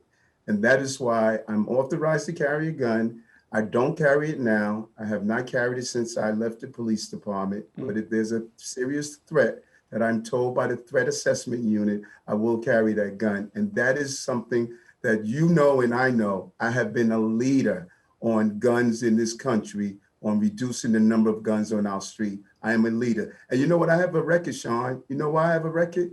Because many people have been absent on this issue. You know my record because I have a record. Okay. But what about the example it let's sets leave it for there. New Yorkers, let's leave it for our children? Candidates, let's leave it right there. We're coming down the home stretch. We've got about 24 minutes left in our debate. Let's go to Brian Lehrer. Thank you, Errol. And with the clock being what it is, I'm going to enforce 60-second answers in this round. My apologies in advance if I cut any of you off. 60-second answers to what I admit is a complex area in New York City, and that is our public education system. In a city where the system has been labeled the most desegregated big city school system in America, a listener to my show, identifying as Beth from Brooklyn, writes, as a remote teacher this year, I have seen the vast inequities. What will the next mayor do to address this? So what I'm going to ask you to do in 60 seconds is name one signature policy of yours for education disparity or fighting education disparity in outcomes in New York City. And 60 seconds, Mr. Donovan, you haven't gotten to go first yet tonight, so we'll start with you. Well, Brian, first of all, we can't end segregation in our schools without ending segregation in our housing. And I led the fight to give real meaning to the Fair Housing Act when I was housing secretary for President Obama. In fact, when Donald Trump still had a Twitter account, he was lobbing racist attacks at my work to make sure people could live wherever they choose in this city and this country. And that has to be a key part of achieving real equality in our communities. But in the school system, I think one of the most important things that we can do, there are many, and my education plan was called by the New York Times the most comprehensive and detailed of any of the candidates. We're running the campaign of ideas. Specifically, we have fewer than 45% teachers of color in a system that's more than 85% kids of color. And we know that if a student of color has a teacher of color by third grade, they're far more likely to graduate. Okay. Thank you, Mr. Donovan. And that's the 60 seconds, Mr. Yang. Just today, I stood with State Senator Toby Stavisky and declared that we're going to have an education opportunity fund that's going to put $1,000 into the hands of families that have a child who is either below the poverty line, an English language learner, or has an IEP. This $1,000 will go to after-school programs, individual tutoring, speech therapy, things that many of these children need that they don't have the money for. And this is deeply personal for me because I have a special needs child. I remember when we received his autism diagnosis, and for us, at least, it was a relief because we were struggling so much as first-time parents. And we had the resources to be able to help our son get some of the extra help that he needed. But so many families in New York City do not. Many of them are immigrant Black and brown families And who are that's struggling the with a special 60 needs seconds. child. Thank you, Mr. This Yang. We'll go education next to opportunity Ms. fund is going to Garcia. help. Your Yeah. one signature policy for reducing educational disparities. Hard to pick just one, so you should go to the whole plan at kgfornyc.com. But we need to stop talking about education as a scarcity. My plan to expand the number of high schools and use the University of Texas model, which means taking the top 10% from any middle school based on grade point average, has seen real results, not only about racial integration, but also economic integration. I want to bring that thinking to New York City's DOE. You know, I'm a product of the public school system. I know we can do a great job in educating our kids. We need to fully fund every school. How is it possible that some elementary schools don't have libraries? This is really the craziness that there are disparities in funding right this second. That means there are disparities in. Thank you very much. And we're going to go next to Ms. Wiley. You know, I attended a segregated, overcrowded, underfunded elementary school when I was young. And I was proud to co-chair the School Diversity Advisory Group, where we came up with 200 pages of recommendations. I have a plan, but I'm going to start with hiring 2,500 new teachers because our most overcrowded schools, 618 of them, are usually also our segregated Black and Latino schools. That is going to help us improve the quality of education. It is going to help us diversify our teachers so that they look like students. We know that helps. But I'm also the first candidate to put out a gun violence prevention plan. And in that plan, I talk about putting trauma-informed care care in our schools, because our kids are traumatized and that impacts their learning. And we're going to ensure they have all the supports and services to succeed. Thank you very much. Ms. Morales. Yes. So the first thing I'm going to say is that we can't wait to desegregate housing in order to desegregate our schools. As the only former educator, classroom teacher in this race, as the mother of 2 public school graduates, both of whom had IEPs, I am committing to, in my first 100 days, an education executive order that will immediately begin to desegregate our schools. That means removing all barriers to access and all screenings. It means including redrawing boundaries of our school districts to make sure that there's increased access across the board, making sure that we're ending the SHSAT, maximizing our newly won fair student funding formula, and increasing and expanding our teacher pipelines in partnership with CUNY so that we actually have teachers that are reflective of our students, as well as implementing a culturally responsive curriculum and removing police from our schools and instead replacing them with supportive services that we know our students need. Thank you, Ms. Morales. Mr. Stringer. Brian, I just want to be clear. I didn't say that we should wait to desegregate our schools. We have to do both at the same time. And Diane, you know that. That is what you said, though. Mr. You Stringer. can play back the tape. Ooh, they're feisty. I said we need to do both. And I have the most comprehensive plan in the race. My turn. All right, Mr. Stringer, yes, it We is need your to do turn. both. My turn. Go All ahead. right, look, Brian, I'm a failed remote learning teacher. I have a 3rd grader and a 2nd grader, and it was tough, like for so many parents. But I have a lot of privilege. I have a credit card. I could make up for lost learning.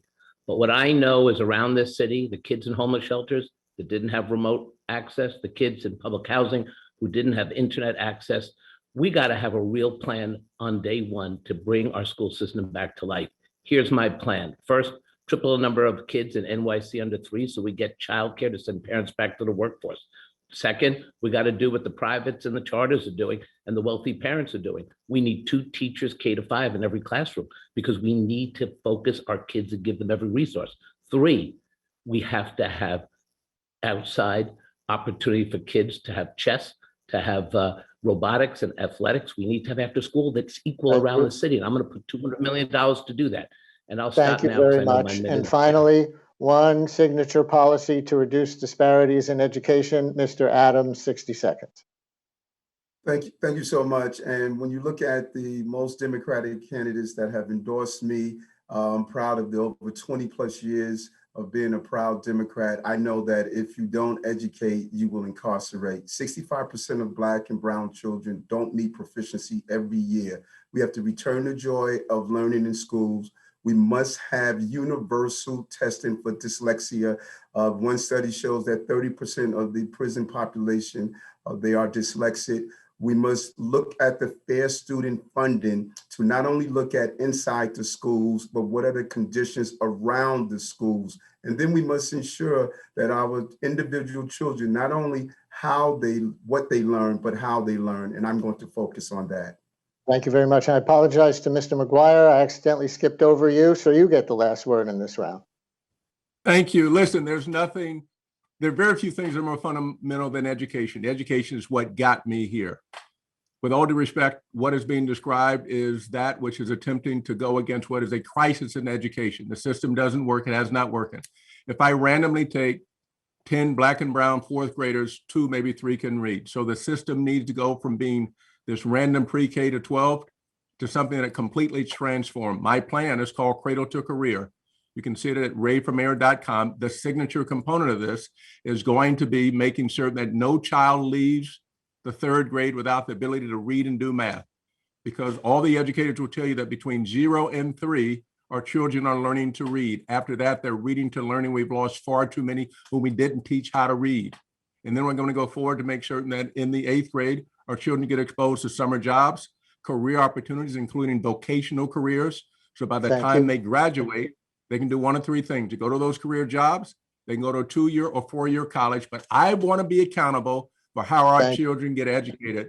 And that's the way you got to look at it. We're going to finish the education set with 2 quick hand-raising questions. First one is, should the city still offer a full-time remote option for families who want it in September? Who would say yes, full-time remote option should be available? I think I'm seeing 0 hands. Mr. Adams raises his hand for a full-time remote option, and so does Mr. Stringer. Okay, and please raise your hands if you support keeping the SHSAT exam as the only criterion for admission to the specialized high schools like Stuyvesant, Bronx Science, and Brooklyn Tech. Raise your hands if the test should continue to be the only criteria. Ms. Garcia is raising her hand. Mr. Adams is raising his hand for only criteria, and only those two. Candidates, thank you so much. Back to Errol. All right, thank you, Brian. We're going to turn now to Josefa Velazquez for our next question. Thank you, Errol. So we want to talk about homelessness. We know this is a topic that is immensely important to a lot of New Yorkers, so we would appreciate it if you honored them by keeping your answers concise. Tens of thousands of adults are living in shelters or on our city's streets and subways. Pre-pandemic, Mayor de Blasio's solution was to build out dormitory-style shelters for every part of the city. Mr. Stringer, let's start with you. As mayor, would you continue on the path of building citywide shelters? 572,000 people are one step away from homelessness. And tonight, over 60,000 people, half are children, are going to sleep in very dangerous shelters. That is not the solution. Everyone talks about how to solve the homeless crisis, but no one talks about giving homeless people a home with supportive services. What I would do as mayor is have a housing plan that actually builds low-income housing for the people who need it. And the way we do that is we access our vacant land, set up a land bank and a land trust, give the land back to the people instead of wealthy developers, and build housing that reflects the income of our shelters and the people in our city. This plan would be able to be implemented immediately. Second, I would implement my universal affordable housing plan. Every new development, 10 units or more, would set aside 25% affordable housing. We keep tinkering on the edges between the mayor and the city council, 20 units of affordable housing, 30 units. But the reality is the housing we built over the last 8 years is affordable housing in so many of our communities. Okay. My bold housing plan. Thank you, Mr. Stringer. Let's move on to Ms. Morales. Yes, I believe that, first of all, housing is a human right, and everyone in New York City should have access to permanent and affordable housing. In my first 100 days, I would move to appoint a deputy mayor responsible for leading and coordinating a citywide cross-sector effort addressing our issues and challenges around homelessness, making sure that all of the agencies related to housing are actually working together and coordinating, and making sure that we are actually also converting promptly any vacant spaces that are available and at our disposal into permanent housing, hotels, commercial storefronts, office spaces, anything that is available that is at our disposal, we should be converting to permanent affordable housing. We should not be perpetuating the shelter industrial complex. We also need to undertake an equitable planning system that ensures that moving forward, we are looking ahead for the long term and planning accordingly and involving communities in that process. Thank you, Ms. Morales. Mr. Mcguire, over to you. Would you continue to build citywide shelter networks? If not, what would you do? The answer is no, I would not continue to build citywide homeless shelters. You know, I was talking the other day, 7:30 or so in the morning at a subway stop. And I struck up a conversation with a person who was in a wheelchair who was homeless. And he said, you know, Ray, the thing that I want is I want just a roof over my head and just a hot pot and a stove or a refrigerator. And he said, you know, I don't want to go to the shelters because I fear for my life. They're dangerous in the shelters. So my plan is to build deeply affordable housing. There's an example of this called the Bronx Common, 163rd Street and Melrose, where we're housing an extraordinary complex. We have those who are formerly homeless, $225 a month, all the way up to rents of $1,999 a month for a 3-bedroom. We know we can do it. It has facilities for our elderly, which my plan calls for the elders. It has a gymnasium. It is powered by solar panels, and it also has an indoor-outdoor concert hall. So there are ways that we can do this, and my plan calls for going from homelessness to homeownership. Thank you, Mr. Mcguire. Ms. Garcia, how would you handle this topic if you're elected mayor? We have to fundamentally change our approach. Shelters are a Band-Aid for the solution to a long-term problem. We have to put housing first because you know what? Housing heals. It makes it so you can keep a job. It makes it so your kids can get a better education, and it actually physically keeps you healthier. That is why my plan includes increasing the voucher amount to something you might actually be able to rent in the city of New York, for those of us who knew the answer to that question, to make it so that we build 50,000 units of affordable housing, that we build 10,000 units of supportive housing, that we are creating safe haven beds for those who need it. We have to be a city that makes it so that housing is foundational for families. And I have been responsible for building over $8 billion worth of capital projects. I understand how to get this done. Thank you, Ms. Garcia. And Mr. Yang, let's go to you. What's your plan for the homeless of New York? There are at least three elements to what we have to do for the homeless population. The first is we need more permanent affordable housing. The sheltering system is not meant to be permanent. Unfortunately, the average stay in our sheltering system has gone up by 30%, which has caused all sorts of issues and bottlenecks. And one of the bottlenecks is that we haven't gotten the supportive housing we need because the mayor and the governor haven't been on the same page. It's one thing that's holding us back. So I agree with Diane that we should be converting Class B commercial office space that's suitable for housing conversions as quickly as possible into permanent affordable housing. I agree with Catherine that we need to increase the level of vouchers so that it actually gets people out of the sheltering system. I do want to make a distinction for the people watching, though. We're talking about the sheltering homeless population and then the street homeless population, which has its own set of issues. The street homeless population, I've committed to reducing by 50% or more. And the way we do that is by investing in safe haven beds, psych beds, supportive housing, and a better standard of intervention, where if someone is in distress and on our streets, they do not belong on our streets. We have to get them to a better environment for their sake and the city's sake. To everyone on this topic, and we have a very limited amount of time. Mr. Donovan, you were formerly the head of HUD under President Obama. What's your plan for the rising number of homeless people in New York City?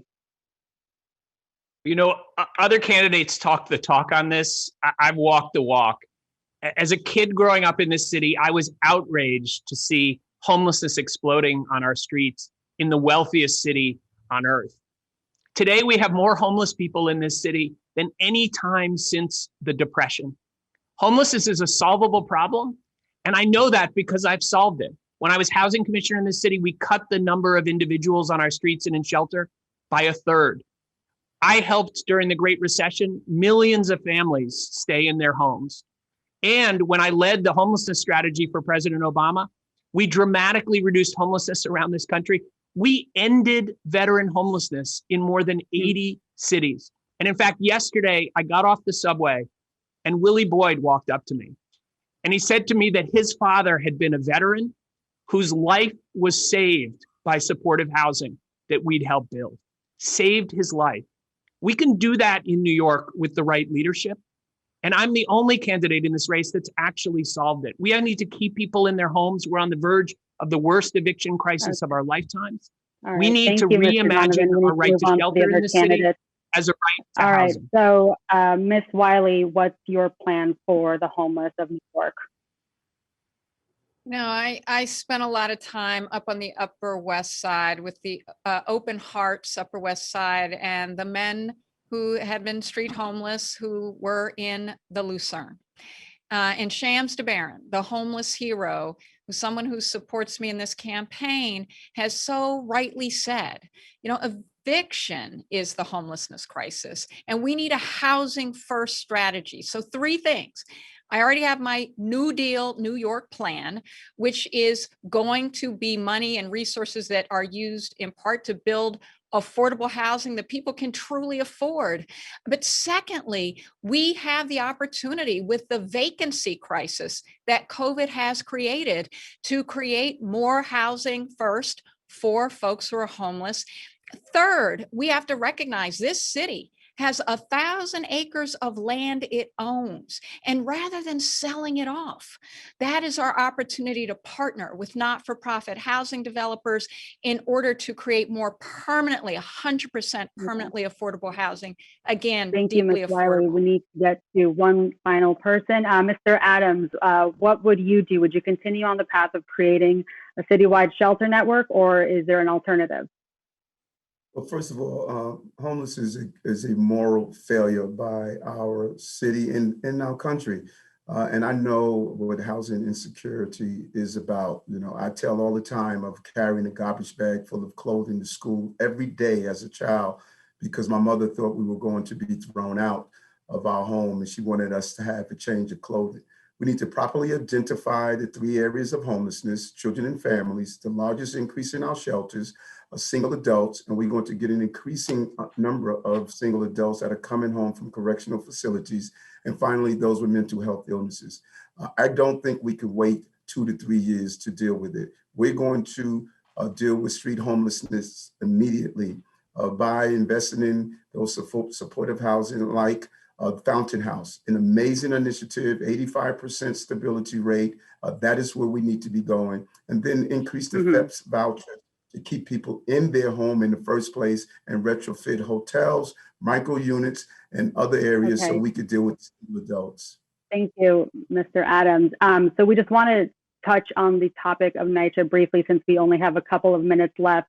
So by a show of hands, and please keep them up because I might take a second to count everyone, New York City's public housing system is home to more than 500,000 New Yorkers, but there's been a steady decline in state and federal investments that's left a lot of these properties in serious disrepair, and it would cost $40 billion to fix them.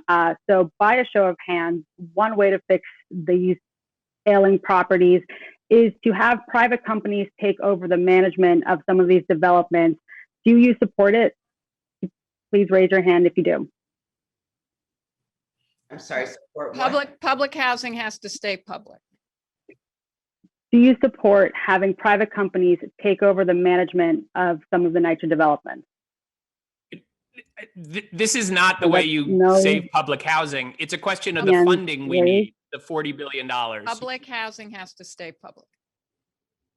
We actually finally need HUD to actually give us the money that we need, but if they don't, I'll match it with city and state funding. No, there is a plan on the table. All right. So for all of our listeners who are on the radio and can't see it, none of the candidates raised their hands. We're on the home stretch, folks. So I'm sure Errol will have a lot more to say. So Errol, over to you. Okay, thank you, Josefa. Candidates, we're going to go just a couple of minutes over the top of the hour, which is in 1 minute. We're almost out of time. I want to squeeze in a few more short lightning round type questions. Please keep your answers to yes or no or just a few words. So candidates, what is the first cultural event, whether it's Broadway or sports or otherwise, that you plan to attend when the city reopens? Mr. Donovan. Well, I've already been doing that. I went to see Jewel Box on Skirmerhorn the other day, Brooklyn Ballet, amazing performances. Okay, we should be opening up our storefronts all over this city, filling them with arts and culture, our public spaces. We should do that right now. Mr. Mcguire, where do you plan to go? Museum. Very good. Ms. Wiley. Well, I'm actually doing it virtually already with the Strokes on Saturday, who are supporting me in this race. True, rock and roll. Broadway. Mr. Adams.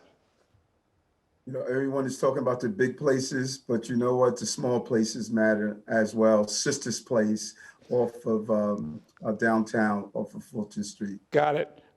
Ms. Garcia.